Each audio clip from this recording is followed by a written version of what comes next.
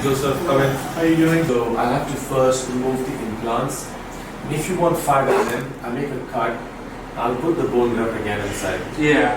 So basically, I'm retruded. My upper and lower jaws are retruded. I'm looking to advance my mandible, my B point. So we have a gentleman from America who has undergone around 6 to 7 times surgeries. First, on the upper jaw, we're bringing the upper jaw forward by 6.5 centimeters. We're bringing it posteriorly downwards by 12 millimeters. Basically, we've improved the projection of the upper jaw, increased the airway, and therefore also would be curative in terms of the patient's sleep apnea issue. But the part of the face between the nose and the chin was way inside, and that's the part of the face that's actually needed for breathing. Perhaps to manage the food. So you can just keep a small tab on what's happening, they give you, and later on it's going to be nothing. It's not exactly the same cut because we've moved it forward now. So that's why you can see the change in anatomy because it's moved. Okay.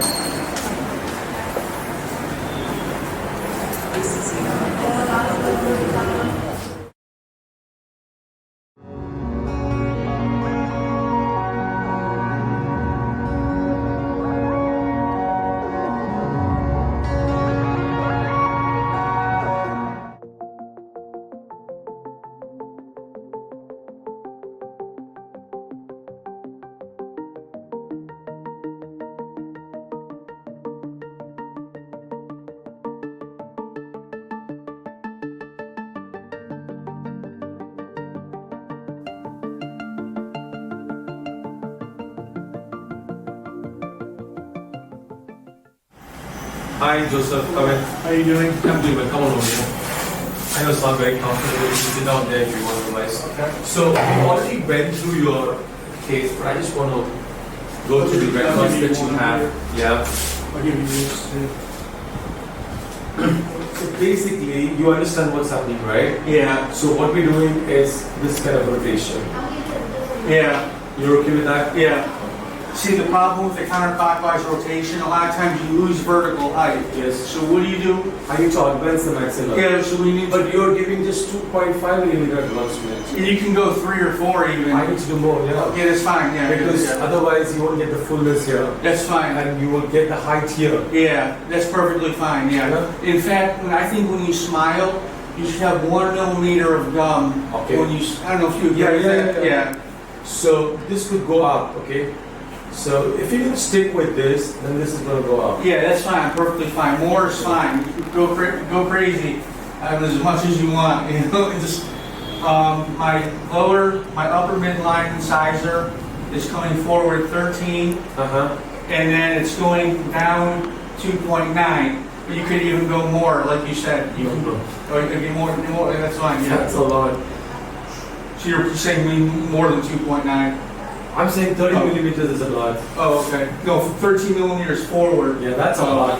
I think it's good. I like it. Yeah, it's a lot though. I don't think we should do too much. I'm going to be, let me be honest to tell you, any movement more than 10 mm is a little difficult. Yeah. Okay?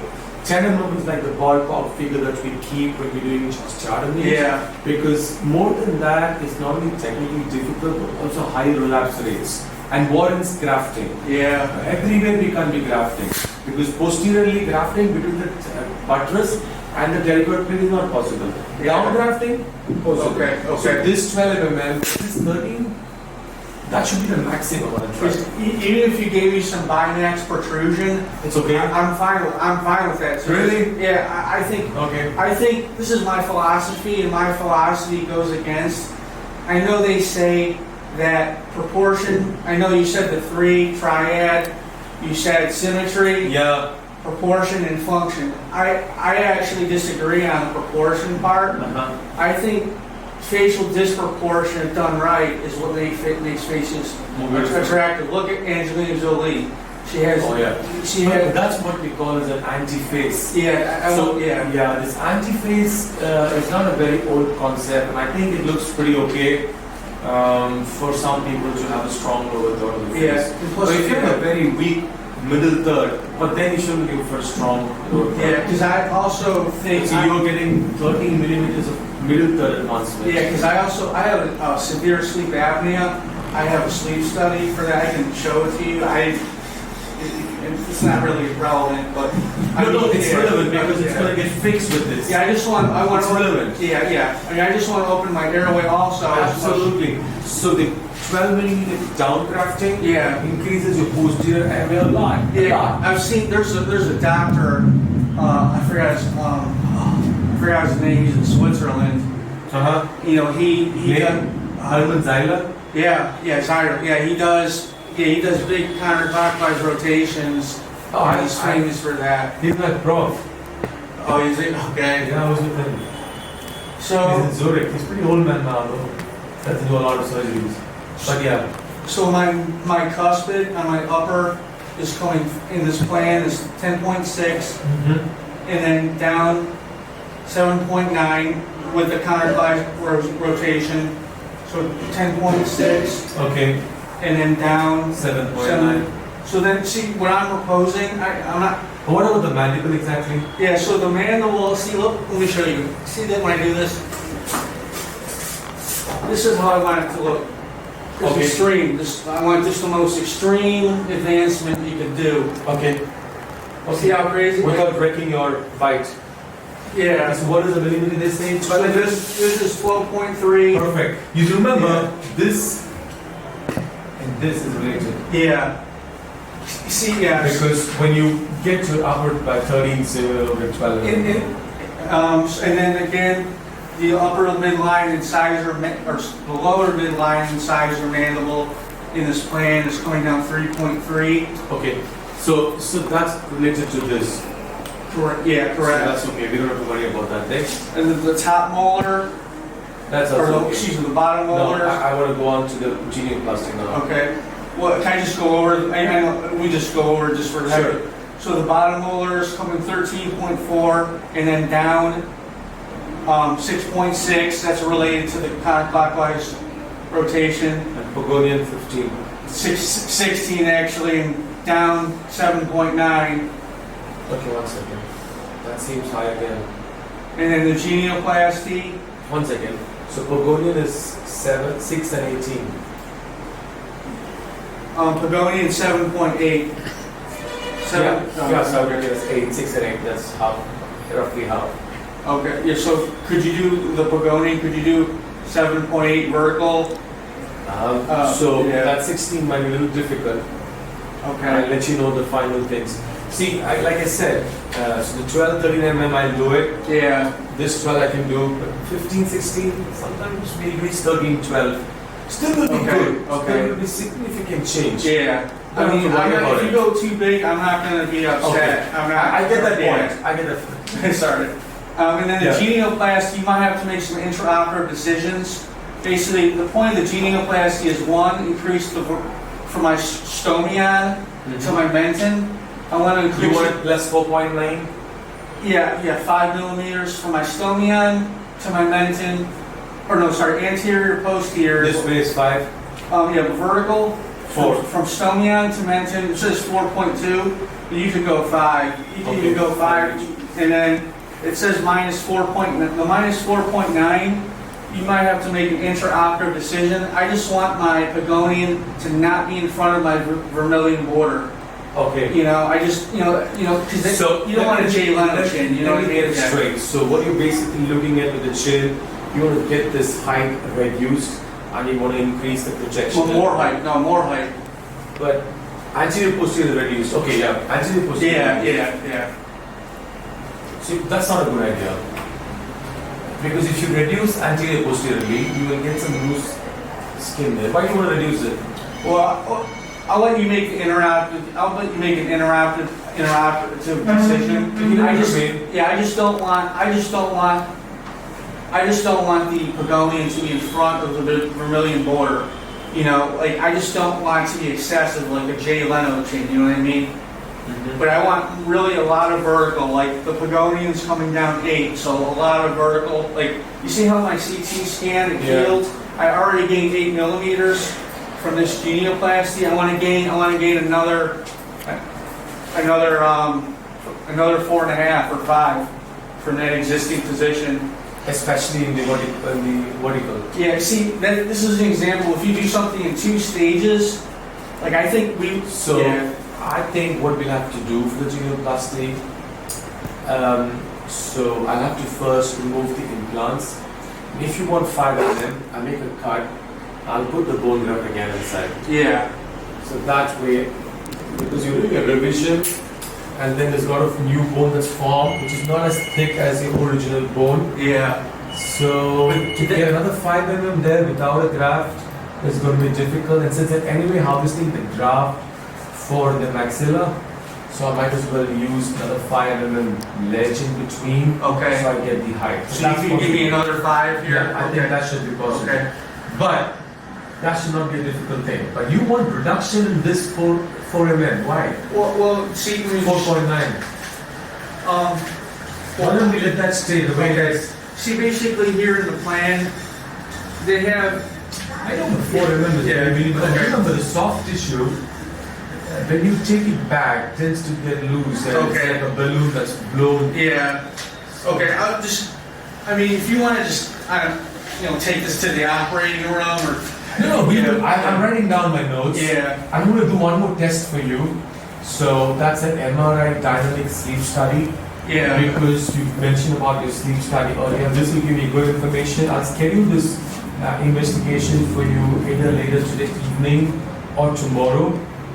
And this is also going to give us a lot of information with regards to your airway Okay. and not exactly in relation to your facial positioning of airway. One other question on the same line is about your snoring. Yes.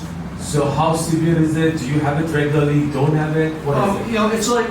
It's like weird. Like normally I breathe fine out of my nose, but like when my consciousness falls below a certain level, I don't know if the muscles in my throat, if they loosen up, or if something with my smooth muscle happens. But then I get a lot of. I'm not sure if it's from the rhinoplasty. I had a rhinoplasty. No, it's not rhinoplasty. It's because your posterior airway is less. When you open your mouth, there's more air that can go in.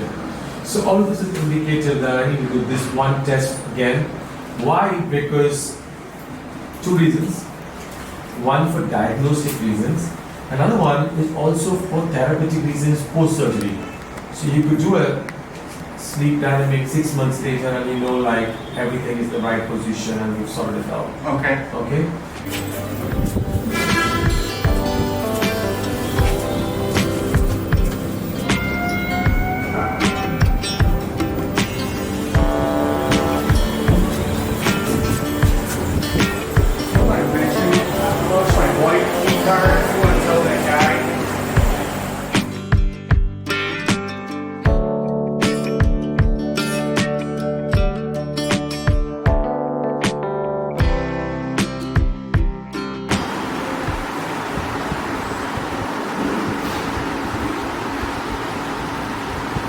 So basically, I'm retruded. My upper and lower jaws are retruded. I'm looking to advance my mandible. My B point is retruded. This is the B point. My B point is retruded about 12.5 millimeters. And the way we're going to do this, the maxilla is like the workhorse of the procedure. The anterior nasal spine is coming forward, and the posterior nasal spine is coming forward 7. The anterior nasal spine is coming down 4, and the posterior nasal spine is coming down 12. What that's going to do, it's going to allow advancement of the mandible to come forward, not the chin. The chin is actually coming back.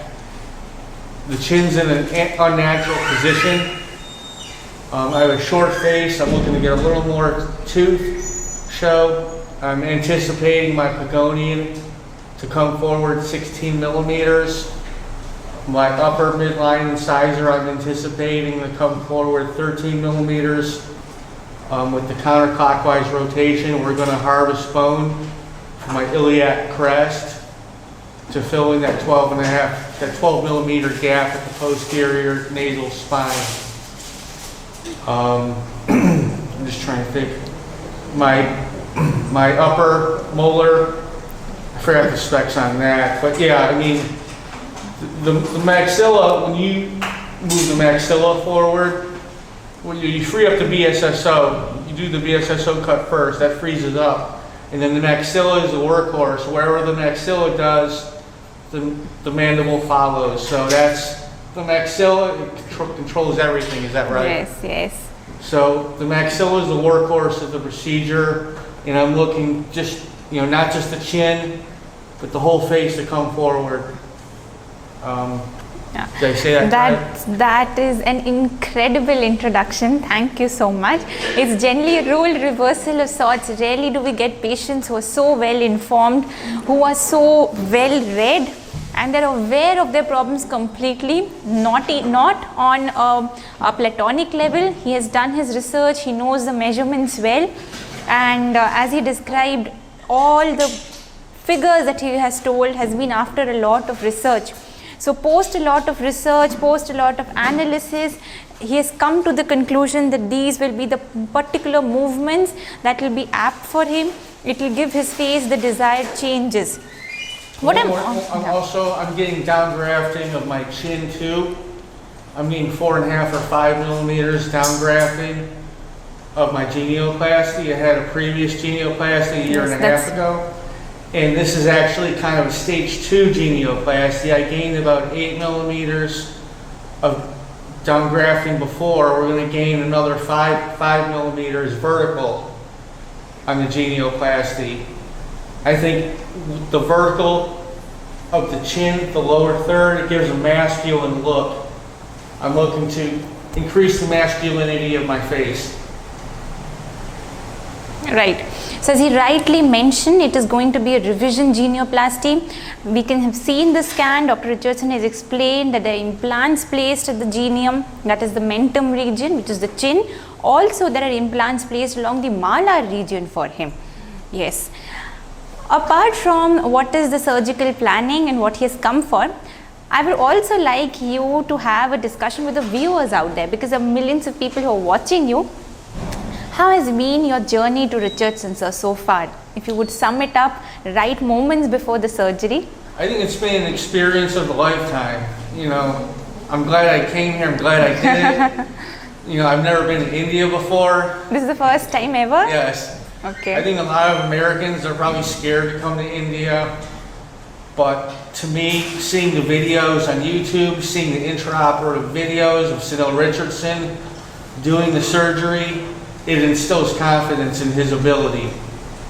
Right. A lot of surgeons, they're scared, they're very shy and timid, to showcase their work, they don't want anything. I see maxillofacial surgeons, no pictures on the website, no before and after.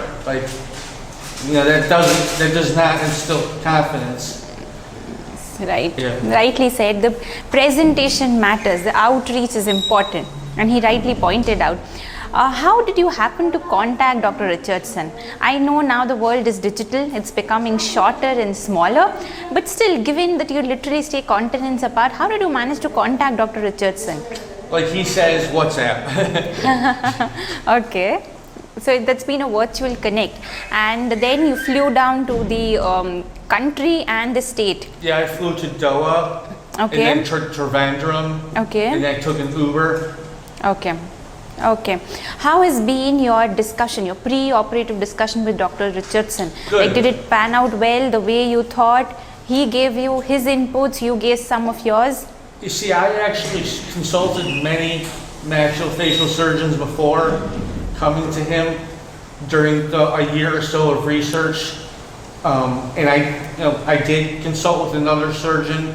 He gave me a really good plan actually, but for whatever reason, he didn't follow up with me. So I had the good plan in hand, and I just needed someone to execute the plan. Right, yes. He's being very honest in telling that, because the time he met Dr. Richardson, he had a plan in his hand, literally a plan. There were all the figures down there. The movements, surgical movements were all anticipated, marked and written down. It was just that he needed somebody, some surgeon, truly of his merit and capability to execute that, and he's literally roamed all over continents, if I may say, searching for somebody to execute the plan for him. And another reason I chose Sunil Richardson is a lot of surgeons in the U.S., they're scared of the plan, to be honest with you. They're scared of the 12 millimeter downgraft. They say it's not stable. They say it's risky. And it's just, I believe in shooting for the stars. Like, okay, that's the plan that gives me the best outcome. Why would I spend all this money on a mediocre plan? You know, I want True. the best plan. I want to go into the surgery with the best plan. True. I mean, you need to have the best plan, and then you need someone to execute the plan. Right. So I feel I have a good plan. So that's good. Okay. Also, how has been the change in the sense, yes, it's a surgical outing, so as to say, for you, but it's a new place, it's a new food, a new people. It's been so far so good. May I say that? I enjoyed it. I did some walking around. You know, I tried some Indian street food, and it's been kind of an adventure. You know, I liked it. You know, I wish I could have done more touring, Yeah. but yeah. Yes, pre-surgery, it's all that you could manage, and then there's a surgery happening. Okay. Yes, thank you so much. Thank you for sharing, being so articulate, sharing your viewpoint, because that's important for us and for the people on the other side. So he's come here, as you can say, very well briefed, well read, articulate about what his plans are. It's sort of the right surgeon meeting the right patient, and vice versa. Dr. Richardson has had a detailed discussion, a thorough examination. The scans have been explained. He saw all your figures, and we're just about to start the procedure for him. So it's live minutes before his actual surgery. And it's kind of interesting because it seems like a lot of surgeons, they do not like an informed patient. It seems like maybe they don't like me because I know too much. I don't know. Don't worry, sir. Don't worry. Okay. You're completely right on your part to be well aware. That's a patient's right. So you're completely right on your part. Okay. And rarely we get such patients. So we are treasured that way. Such patients. Okay. Yeah. Okay. Thank you, sir. Thank you. Thank you. Thank you.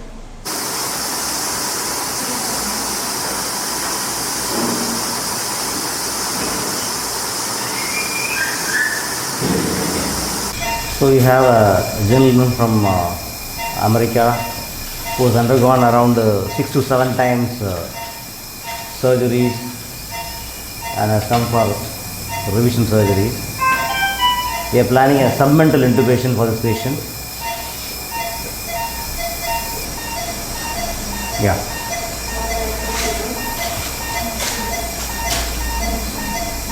So I put the bougie inside and trying to put a 7.5 mm flexometallic tube, remove the bougie.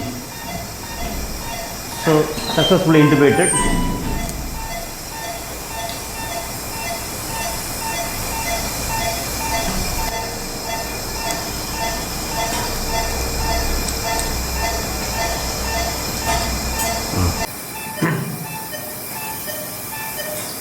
So we're just starting Bimax with the revision Genio with angle osteoplasty, sagittal split osteotomy with bone grafting, especially counterclockwise movement of the upper jaw. Total face makeover for this patient. This is before we've given a submental intubation. He also has sleep apnea. That's also going to get corrected with this surgery.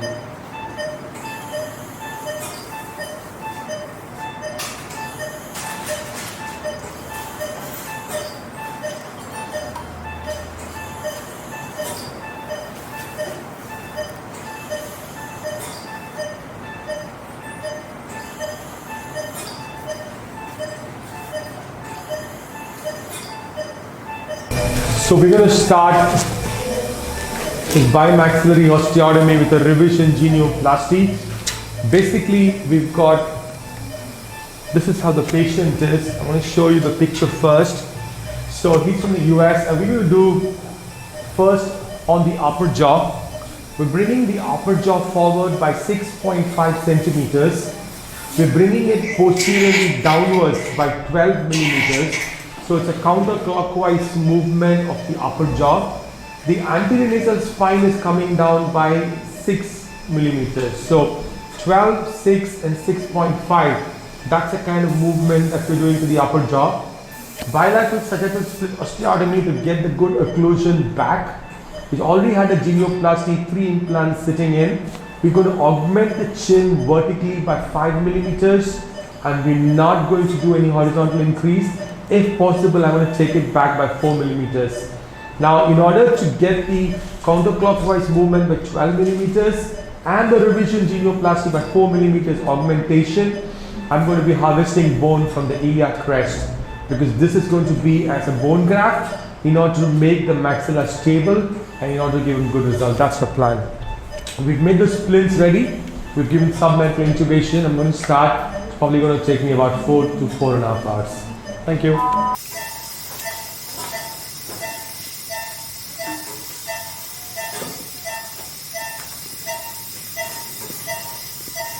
Type of a surgery.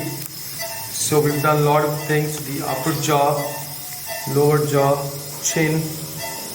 This was a maxillary advancement, anti-clockwise movement by 12 millimeters, anterior nasal spine movement by 3 millimeters. Basically, we've improved the projection of the upper jaw, increased the airway, and therefore also would be curative in terms of the patient's sleep apnea issues. We're going to show you how he looked before. So you can see that. So there was a lot of mid-phase hypoplasia, which is also translating to loss of projection and proportions. But the part of the face between the nose and the chin was way inside. And that's the part of the face that's actually needed for breathing and is essential for airway. So we've corrected that. You can see the improvement.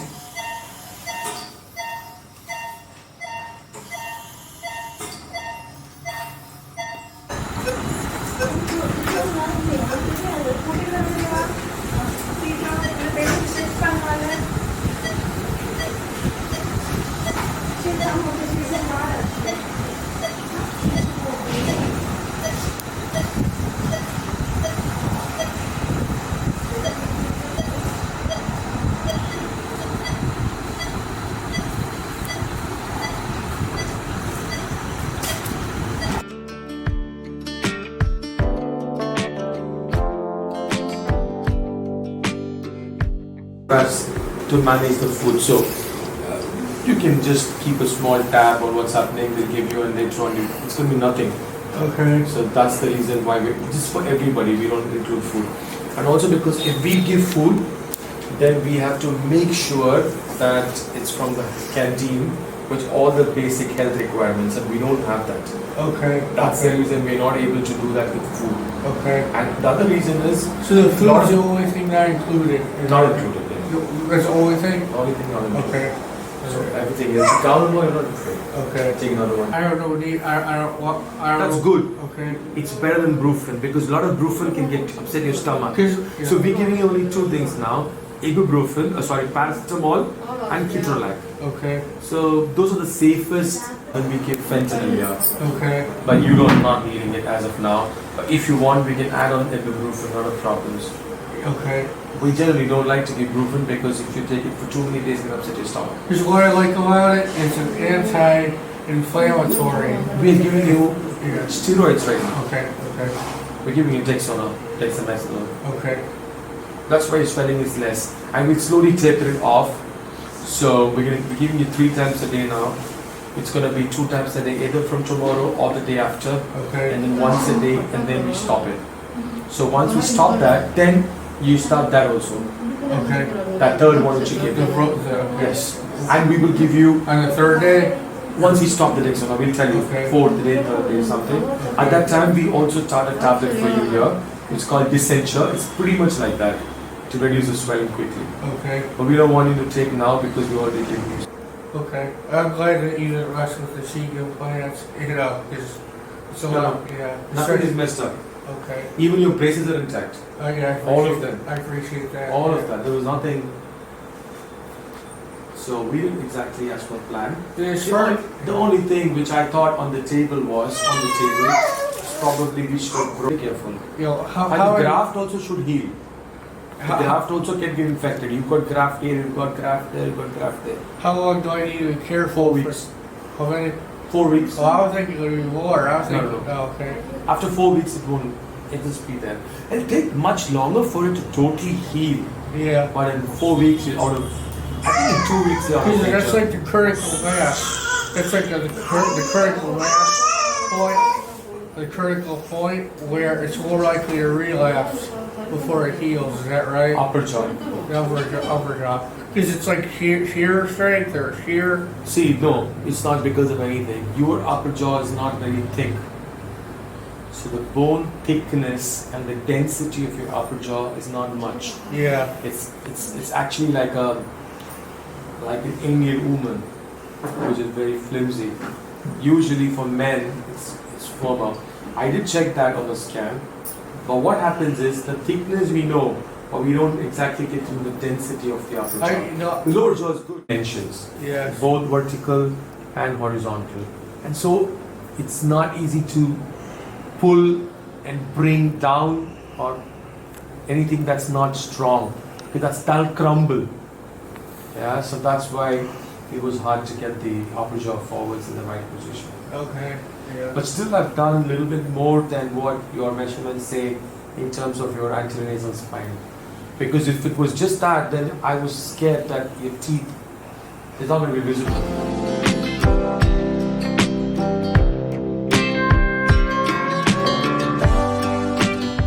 This will take care of everything. Okay. And I'm going to see you in 3 days again. I'll show you one by one. So first, look here. This point and this point. This is your upper jaw, posterior point. If you move the P and S, this moves. See now. Okay? Yeah. That's increase. Second, look like this. And I will show you this is the distance between the upper jaw now. This is the distance now. Okay. So that's because of the bone grafting. I'll show you the bone graft later on. Okay.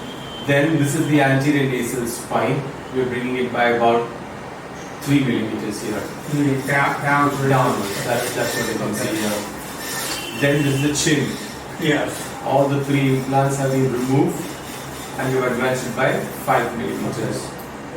You actually took it back a little, slightly back. I took it back because Because you what you wanted. Yes. And 5 millimeters, okay? So this is all the actual planning. Okay. And this is the advancement rotation that has happened. You can see the gap here. Can you see that gap? This Yeah. is because we moved the upper jaw and because it's rotated, I have a you question. can see the ledge there. Did you rotate the lower jaw with the upper jaw? Yes. Okay. Otherwise you can't get it.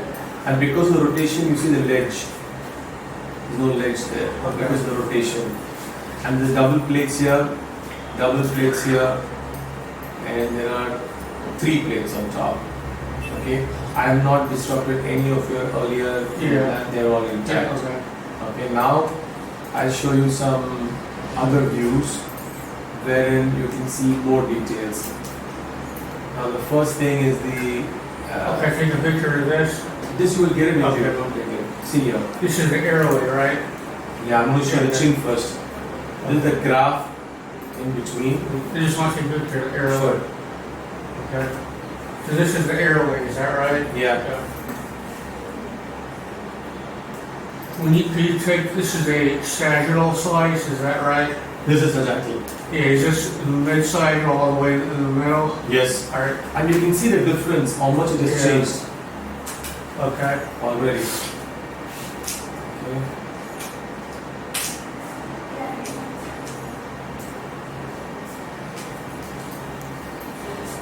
It's not exactly the same cut because we've moved it forward now. So that's why you can see the change in anatomy. Because it's moved. Okay. You know, because it's moved by a lot. Alright. There it is. This is the bone graft that you see sitting in the posterior side. I want to show you. We can take it with the measurement now.